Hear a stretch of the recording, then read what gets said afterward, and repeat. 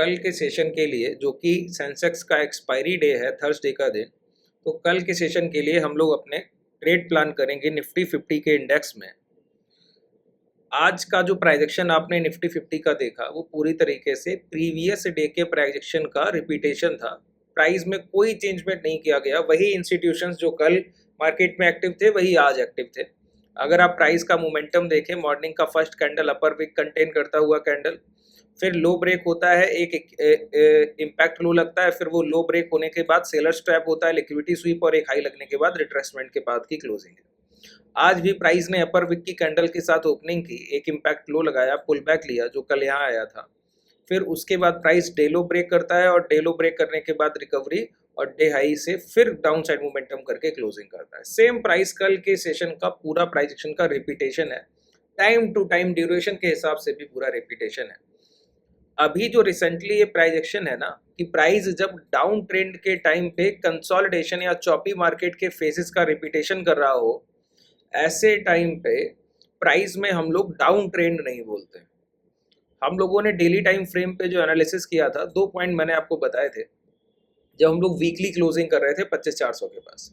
तो मैंने आपको बोला था पहला टारगेट हमारा 25,150, दूसरा टारगेट 25,000 जो लगभग आज हम लोगों ने टच कर लिया। 25,000 28-30 तक के हमारे लो हैं, 20 तक के।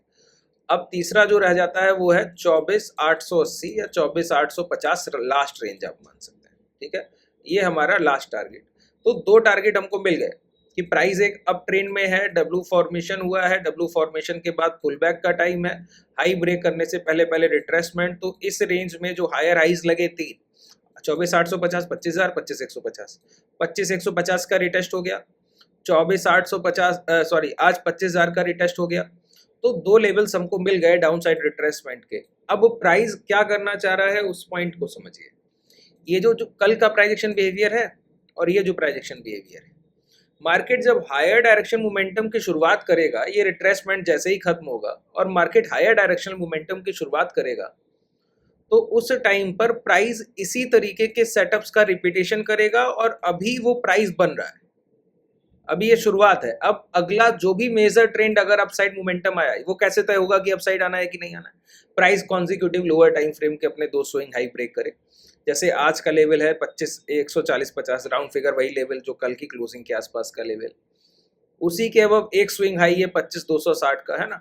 तो ये जो 2 स्विंग हाइज लेवल है, इनके अब जब प्राइस सस्टेन करेगा तो ये रिट्रेसमेंट जो चल रहा है लोअर टाइम फ्रेम पर, देखिए डेली टाइम फ्रेम पर हम लोग एक अप ट्रेंड में है और वहां से रिट्रेसमेंट चला है। अच्छा, कई लोगों ने कमेंट सेक्शन में क्वेश्चन किया कि ये आप कैसे सर पहचान रहे हैं कि ये रिट्रेसमेंट है, ये रिवर्सल नहीं है, ये कैसे तय हो रहा है कि प्राइस जो अभी डाउनफॉल, ये तो डाउन ट्रेंड लगातार 25,440 450 के हाई के पास हम 25,000 आ गए। तो ये 400 पॉइंट की तो हम लोगों ने टॉप से गिरावट कर ली 3-4 सेशन के अंदर, और आप बोल रहे हैं कि ये रिट्रेसमेंट है, रिवर्सल नहीं है।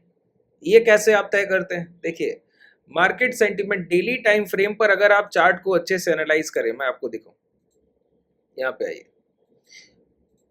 कैंडल्स के फॉर्मेशन जब भी डाउन ट्रेंड के टाइम पर ऐसे होंगे, जब डाउन ट्रेंड गिरावट का समय होगा, डाउन ट्रेंड के टाइम पर हमको क्या चाहिए होता है? कैंडल्स के पार्ट में बॉडी साइज का होना बहुत महत्वपूर्ण होता है।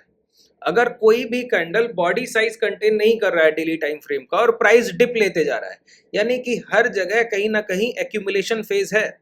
यहाँ पर अगर आप देखें तो प्राइस ने सिर्फ अपनी क्लोजिंग को शिफ्ट किया है, क्लोज के नीचे, क्लोज के नीचे, क्लोज के नीचे, क्लोज।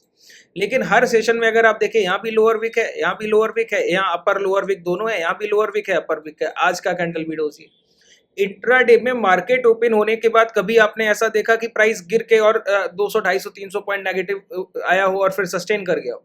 प्राइस गिर रहा है तो रिकवरी कर रहा है। 5 मिनट का टाइम फ्रेम आपको यही बताता है कि अगर आप गौर करें, इस पूरे डाउनफॉल को ध्यान से देखें, तो आपने पहला डिप लिया, डिमांड आई, दूसरा डिप लिया, डिमांड आई, गैप डाउन किया, डिमांड आई, आपने एक लो लगाया कल के दिन, डिमांड आई, आज आपने प्रीवियस डे लो ब्रेक कर रहे थे, डिमांड आई। जितना आप सप्लाई दे रहे हैं अगेंस्ट में डिमांड आती जा रही है। बस हो क्या रहा है कि सप्लाई थोड़ी बहुत ज्यादा है कि लास्ट सेलिंग प्राइस यानी कि स्विंग हाई के अबव की सस्टेनेबिलिटी नहीं मिल रही।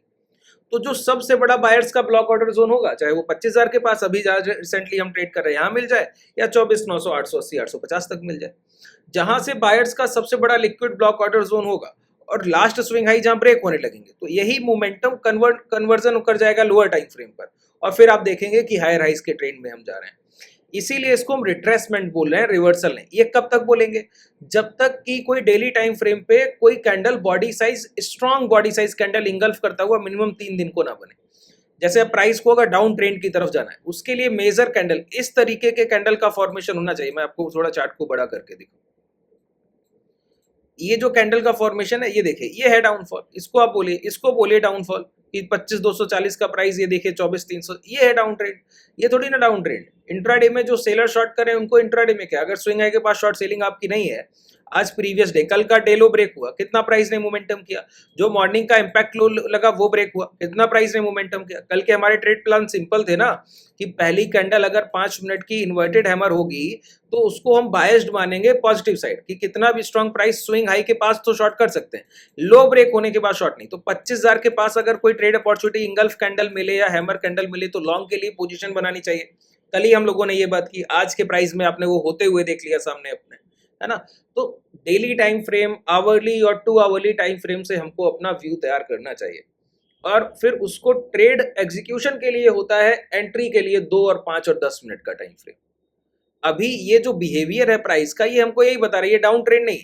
डाउन ट्रेंड तब होगा कि प्राइस स्विंग हाई के पास जाए, यहाँ एक बॉडी साइज कैंडल बनाए स्ट्रॉन्ग, और ये पूरा 2-3 सेशन को इंगल्फ करे। आप देखिए हायर हाइज का मैं आपको ट्रेंड समझाऊं। यहाँ पे प्राइस ने एक इम्पैक्ट हाई लगाया, स्विंग लो लगा, फिर ये इम्पैक्ट हाई लगा, यहीं से प्राइस देखिए प्रीवियस हाई भी ब्रेक नहीं हुआ, रिवर्सल चाहता तो यही एम फॉर्मेशन यहाँ से ब्लॉक ऑर्डर उठा के लो ब्रेक कर सकता था। फिर एक ये हाई लगा, अब इसको हम हाई मानेंगे, इस हाई के अब ये हाई है, ठीक है। अब ये रिट्रेसमेंट, अब ये हाई लगा, फिर ये रिट्रेसमेंट, फिर ये। तो ये जो फेज है, ये बायर्स फेज है। प्राइस ने पहला पुल बैक यहां तक गया, रिट्रेसमेंट, फिर यहां तक गया, हाई, इस हाई के वो इस हाई के बीच में बहुत मेजर डिफरेंस नहीं, ये बायर्स का ब्लॉक ऑर्डर है, इसके बाद ही ये मोमेंटम यहां से उठा है, ठीक है। तो ये पूरा रेंज बायर्स का ब्लॉक ऑर्डर है, चाहे 24,150 से 120 से 140 से आप बात कीजिए, और डाउन साइड ये 24,920 तक। तो वही मैंने आपको बोला, इस गैप को फिल होते होते 24,880 तक आ जाएगा प्राइस। अगर ये लो ब्रेक हुआ तो इस इनसाइड कैंडल का भी लिक्विडिटी स्वीप हो सकता है। तो 24,880 मैक्स रेंज है। इसके पहले पहले ही अगर प्राइस 5 और 10 मिनट के टाइम फ्रेम के स्विंग हाई ब्रेक करके सस्टेन करने लगा तो वहीं से रिवर्सल हो जाएगा।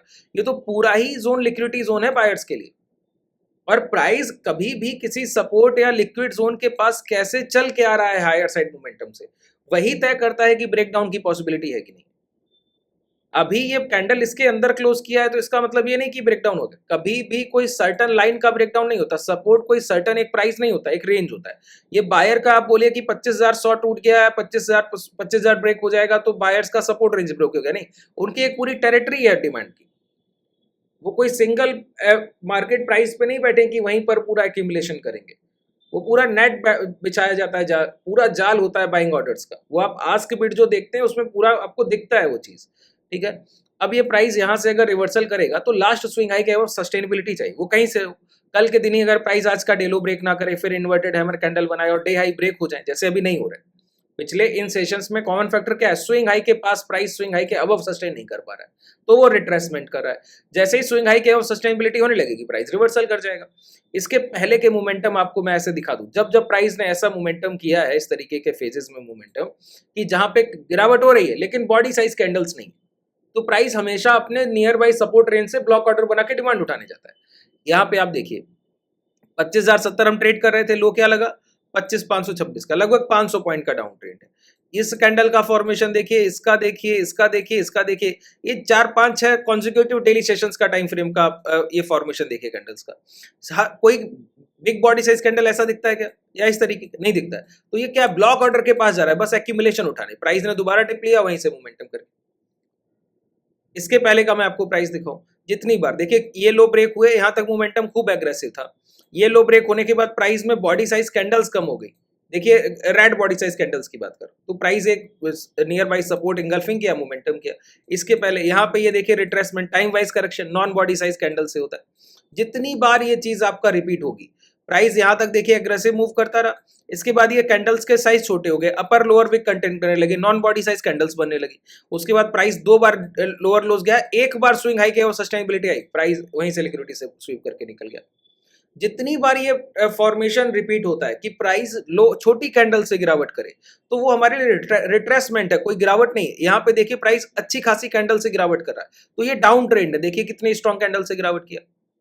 ये छोटे से पॉइंट हैं, डाउनफॉल के टाइम पे आपको समझने चाहिए, तो इसीलिए इसको हम रिट्रेसमेंट बोल रहे हैं, डाउन ट्रेंडिंग। अच्छा, अगर रिट्रेसमेंट भी रिवर्सल में कन्वर्ट हो जाता है, कई एक बार ऐसा होता है कि एक चलता हुआ रिट्रेसमेंट ही रिवर्सल में कन्वर्ट होता है, तो उसके लिए प्राइस को क्या चाहिए कि आप अपने स्विंग हाई के पास जाइए, सप्लाई उठाइए और रेड बॉडी साइज कैंडल एक बनाइए। अगले सेशन में वही लो ब्रेक कीजिए, प्राइस का रिपीटेशन कीजिए लोअर टाइम फ्रेम पे, हम शॉर्ट करेंगे, ट्रेड प्लान चेंज कर लेंगे। 24,880 ब्रेकडाउन अगर इस तरीके से हुआ कि एक बॉडी साइज कैंडल से ब्रेक हुआ, अगले दिन 5 मिनट की कैंडल ओपन होती है, ओपन होने के बाद डे लो ब्रेक होने लगे, शॉर्ट सेलिंग के लिए जाएंगे, एग्रेसिव शॉर्ट सेलिंग के लिए। अब वो प्राइस बिहेवियर तो दिखाइए, आपका व्यवहार वैसा नहीं। इंट्रा डे में जब हम प्राइस को रीड करेंगे, डेली टाइम फ्रेम पे हमको दिखता है 500-400 पॉइंट का डिप, ठीक है। अब 5 मिनट के टाइम फ्रेम पे यही डिप को अगर आप देखने जाएं तो क्या है फिर बताइए। अभी मैंने आपको दिखाया, कोई रिपीट, कोई आपको कोई स्ट्रॉन्ग मोमेंटम दिखता है? मॉर्निंग का सिर्फ इंपैक्ट जो भी सप्लाई देता है प्राइस, वो पहले हाफ में देता है, पहले घंटे में। फिर बायर्स के पास पूरी अपॉर्चुनिटी रहती है, वो एक्यूमुलेशन करते हैं, रिट्रेसमेंट दोबारा पुल बैक, ठीक है। आप डेलो ब्रेक कर रहे थे, डेलो के बाद प्राइस को नहीं, आपने गैप डाउन कराया, प्राइस को सस्टेन नहीं करा पाए, वो हाई तक लेकर आए। आपने फिर डेलो ब्रेक किया, यहाँ पे सस्टेन नहीं करा पाए, वो हाई तक लेके गए प्राइस को। आपने यहाँ भी आज भी प्रीवियस डेलो और डेलो दोनों ब्रेक किया, आप सस्टेन नहीं करा पाए, डे हाई तक प्राइस गया। तो जितना सप्लाई आ रही है हर जगह डिमांड है, वही तो दिखा रहा है net body size candles, red formation नहीं है डेली टाइम फ्रेम पर। तो आप कैसे मान लेंगे कि ये सप्लाई है? इसी को रिट्रेसमेंट बिहेवियर बोल रहे हैं कि सेलिंग के अगेंस्ट जहां डिमांड आ रही है, सेलिंग भले ज्यादा है लेकिन डिमांड हर जगह है, यहां से यहां तक के पूरे मोमेंटम में डिमांड हमको हर जगह मिली, इसीलिए ये रिट्रेसमेंट है कि बाइंग उठती जा रही। होता क्या है, पूरे एक मोमेंटम को समझिए।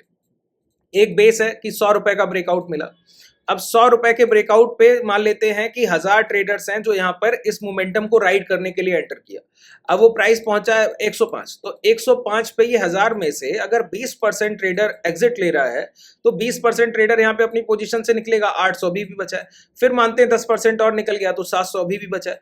तो जो पोजीशन होल्ड कर रहे हैं और जो निकल गए, अब ये 30% यानी कि जो ये 700 300 लोग निकल गए, जब तक ये 300 लोगों के बराबर डिमांड नहीं आ जाएगी तब तक प्राइस रिट्रेसमेंट करेगा। लेकिन अभी भी 70% होल्डिंग है, 70% ट्रेडर ऐसा है जो होल्ड कर रहा है उस मोमेंटम के लिए, तो ये रिट्रेसमेंट, प्राइस धीरे धीरे गिरेगा। जैसे ही ये 30% क्वांटिटी फिलअप हुई, बायर्स का ब्लॉक ऑर्डर जहां बना, दोबारा मोमेंटम स्विंग हाई, एक दूसरा नया हाई लगेगा। तो ये एक मोमेंटम से दूसरे मोमेंटम की तरफ प्राइस का शिफ्ट होना, वही ये बिहेवियर है। तो डेली टाइम फ्रेम का प्राइस एक्शन हमको बिल्कुल क्लियर बता रहा है, जब तक कि डेली टाइम फ्रेम पे हमको रिवर्सल नहीं दिखेगा तब तक हम शॉर्ट सेलिंग नहीं कर सकते, ठीक है। शॉर्ट सेलिंग तब तक करना है, लोअर टाइम फ्रेम पे हमारे शॉर्ट सेलिंग है। अभी कल भी हम लोगों ने प्लान किया, आज भी किया कि प्रीवियस डे हाई के पास शॉर्ट कीजिए, डे हाई के पास शॉर्ट कीजिए, रेजिस्टेंस के पास शॉर्ट कीजिए, वो ट्रेड प्लान का पार्ट है।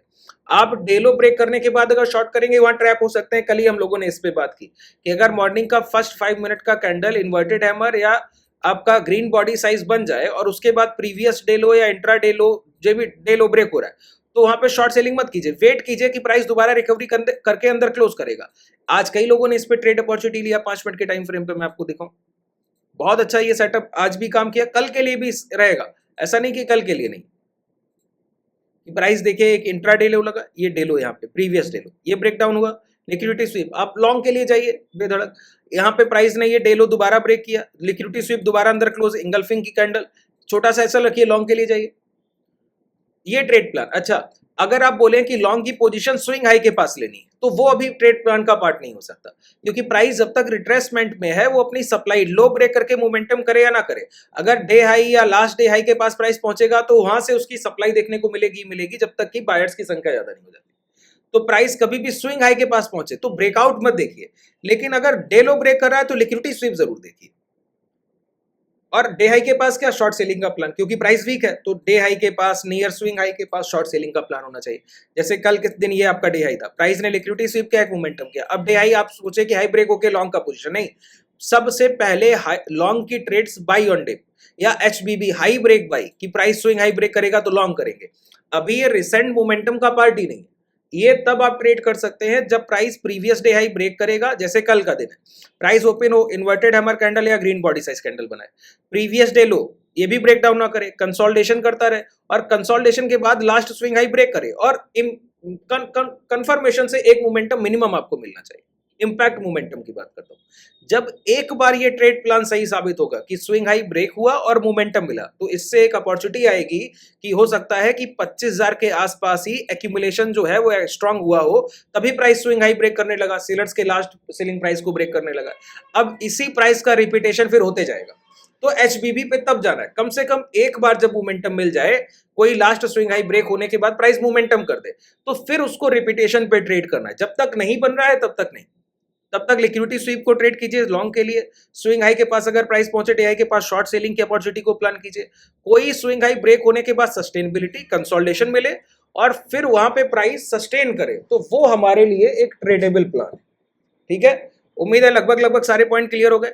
अब छोटे टाइम फ्रेम पे जहां पर अभी रिसेंटली हम 25,000 तक आ गए, यहाँ की मार्किंग एक बार मैं आपकी आवली टाइम फ्रेम पे कर दूं कि प्राइस में आप बोलेंगे कि ये जो ट्रेंड लाइन कल हम लोगों ने ड्रॉ किया इस तरीके से, अब प्राइस वो ब्रेक डाउन करके उसको रिटेस्ट किया, अब ये लिक्विडिटी स्वीप कर रहा है कि ये क्या ब्रेक डाउन का कंफर्मेशन हो गया, वैलिडेशन नहीं।